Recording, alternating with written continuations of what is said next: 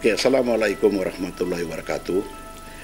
Kenyataan akbar saya pada hari ini adalah merupakan kenyataan akbar secara ketiga, kenyataan akbar yang ketiga. Saya terpaksa membuat kenyataan akbar yang ketiga ini untuk memberi komen ataupun mengulas kepada kenyataan-kenyataan akbar dalam sosial media yang saya terbaca dan apa yang saya terdengar.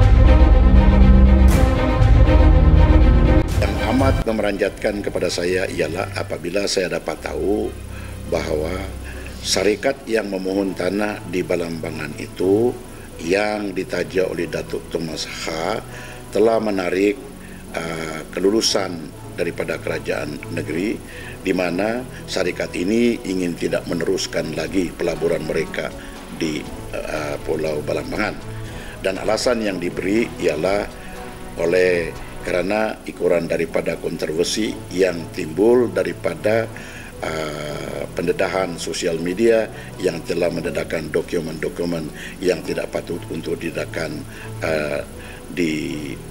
kepada rakyat umum negeri Sabah. Jadi bagi saya, penarikan balik daripada permohonan yang terdiskusikan oleh kerajaan itu dan tidak meneruskan rancangan mereka untuk membangun Pulau Balambangan, yaitu dengan menanam kelapa, dan mereka ingin memelihara kambing di situ dengan tujuan apabila ianya sudah bermula, mereka juga ingin membuat industri agropelancongan. Itu setahu saya. Tetapi oleh karena ada kontroversi dalam soal ini, maka mereka menarik diri. Jadi bagi saya ada dua kesan negatif daripada sudut ekonomi.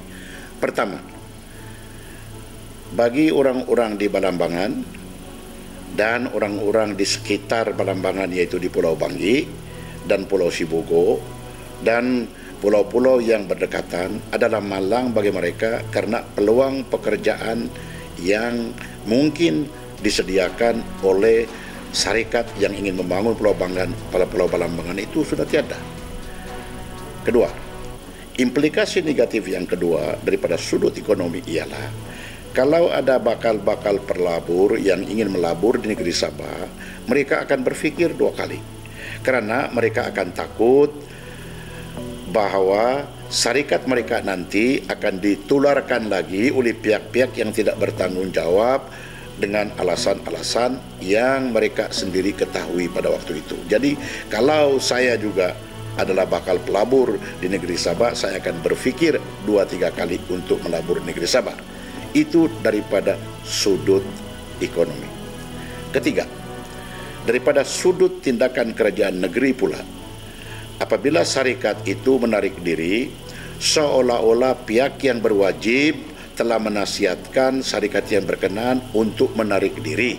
Jadi daripada sudut ini juga mempunyai kesan negatif, di mana seolah-olah syarikat ini apabila memohon tanah-tanah tersebut, ianya tidak melalui proses-proses mengikut prosedur-prosedur yang tertentu.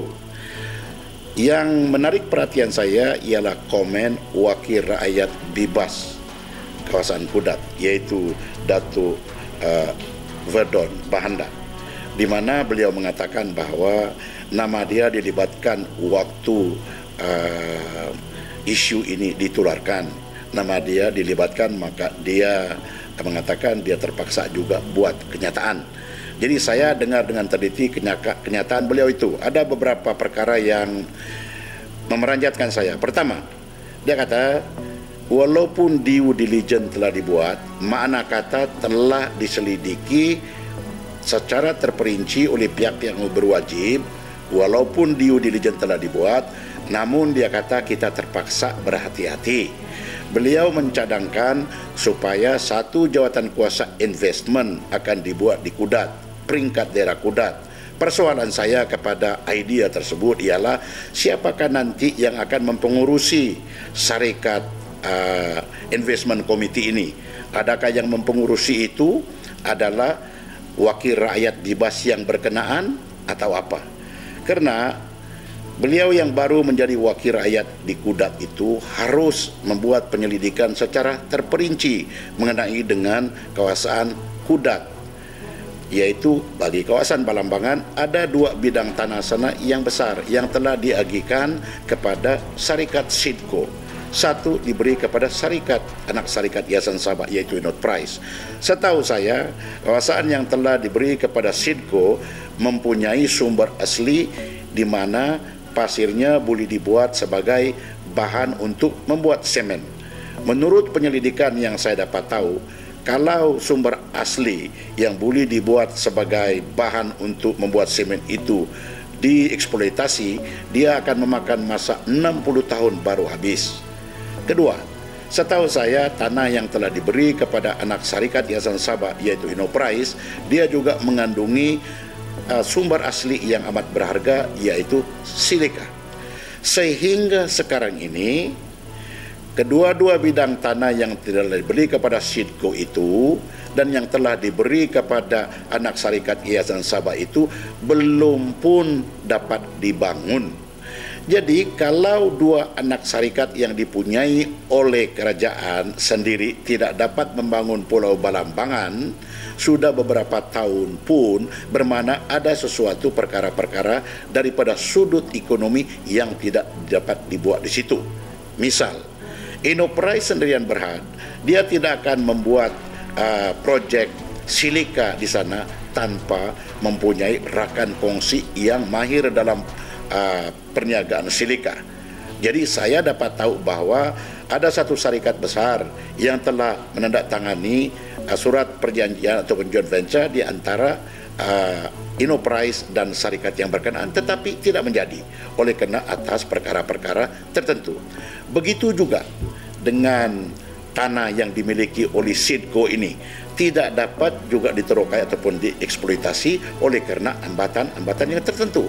Jadi datang satu syarikat yang ingin membangun Pulau Balambangan yang dalam perkiraannya boleh dimajukan melalui dengan bidang perniagaan agroturism dan pemeliharaan kambing dan kelapa dan sebagainya, belum pun dapat melangkah lebih jauh telah dihambat oleh mereka yang tidak bertanggung jawab, yaitu membuat andaian-andaian negatif yang tertentu. Jadi persoalan sekarang ini ialah macam mana boleh membangun pantai barat utara bermula daripada Kota Belud sampai di Banggi, iaitu kawasan Banggi, Pitas, Bengkokak dan sedemikiannya, di mana kawasan ini dikenali sebagai kawasan yang miskin dan daif daripada sudut pembangunan. Kalau sekiranya pelabur-pelabur kita tidak galakan, memudahkan kepada mereka supaya mereka tergamit untuk melabur di pantai barat utara. Beberapa kali yang amat berhormat Ketua Menteri telah menyatakan kepada saya, dia kata, Pandekar, yang harus sekarang kita fokus ialah pantai barat utara, yaitu daripada kawasan Kota Belud sampai di kawasan Banggi untuk dibangunkan. Dia bagi contoh, dia kata contoh, kalau di Ladatu ada POIC, yaitu Palm Oil Industrial Cluster, di pantai barat utara juga harus kita buat projek mega. Kalau dia kata di Sipitang ada SOGIP, yaitu Sipitang Oil and Gas Industry, maka di pantai barat utara juga harus kita buat pembangunan. Jadi setahu saya di suatu ketika dulu ada satu proposal yang dibuat oleh syarikat daripada Semenanjung Malaysia yang dipanggil sebagai KOGIP, yaitu Kudat Oil and Gas Industrial Park. Dan pada ketika itu KOGIP dia juga bekerjasama dengan Sidco, tetapi atas sebab-sebab tertentu juga, yaitu atas sebab-sebab birokrasi, atas sebab-sebab yang lebih diketahui oleh pentadbiran kerajaan yang dahulu, yaitu Kerajaan Barisan Nasional, maka proposal itu tidak menjadi. Jadi yang harus diberi fokus sekarang ini bagi mereka-mereka yang ingin membangunkan Kudat ataupun pantai barat utara, termasuk wakil rakyat di BAS di Kudat ini, harus berfikir secara waras, sebelum membuat kenyataan-kenyataan negatif. Itu sebab kenapa saya tergamit untuk membuat kenyataan akbar yang kedua ini, untuk mengulas selanjutnya kepada perkembangan yang mutakhir berhubung dengan soal tanah di Pulau Balambangan ini. Terima kasih.